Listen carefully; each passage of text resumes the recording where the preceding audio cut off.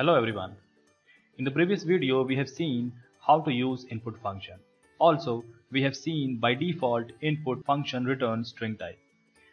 So in order to use those integer values which are read by the user using input function, if we want to perform some mathematical operation over that, then what should be done? For example, if I want to add, let's say, new age equal to age plus 5, and I want to print this new age here.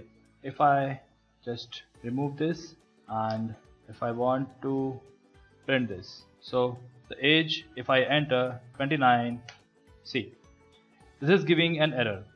We cannot concatenate string not int to str. So this is not possible. In order to use these mathematical operators over integers, we have to convert this from string to integer type.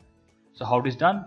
Just use int function and pass it inside this. Let's do it again. Capitals. See, now its class in this line is string, but when I print new age, it gets printed, because by using this it temporarily converts this age from string type to int type. Now if I convert this age here as integer type, then what will be the answer? Just run it. See, now it has been converted to integer type. Let's take age equal to some string, and if I convert it into int type, is it going to execute this? Click run. No, invalid return for int, because this is a string type. So you can change any of the type, for example integer, float, complex, any special character into a string type, but you cannot change a string type into integer type.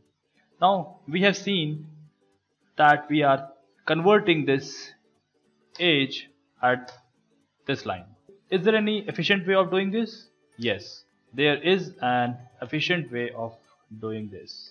Let's do it.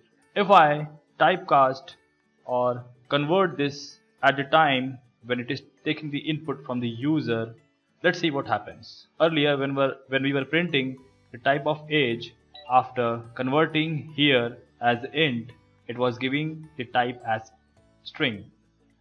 Let's find out what is happening in this case. Now age 29, see, now this is class int. So by using this method, by converting the type of the input at the time of taking the input from the user, it converts it into integer type. So this is the way of converting one data type into another. Let's find out more about this type conversion. Let's suppose I want to print the type of 8. See, this is int. If I want to convert this into binary, see, this is the binary value of 8. If I want to change it or convert it into hexadecimal, see, this is the hexadecimal value of 8. What if I change it from hexadecimal to integer? Let's find it out. Just copy this and put it here. Let's see what happens. This is the hexadecimal value. It has been changed to integer. And what about the binary value? See, this is the binary value. Let's convert this into an integer type. So in this way we can convert any data type from one to another data type. So this is all about the type conversion. In the next video we will find out string formatting. Bye bye.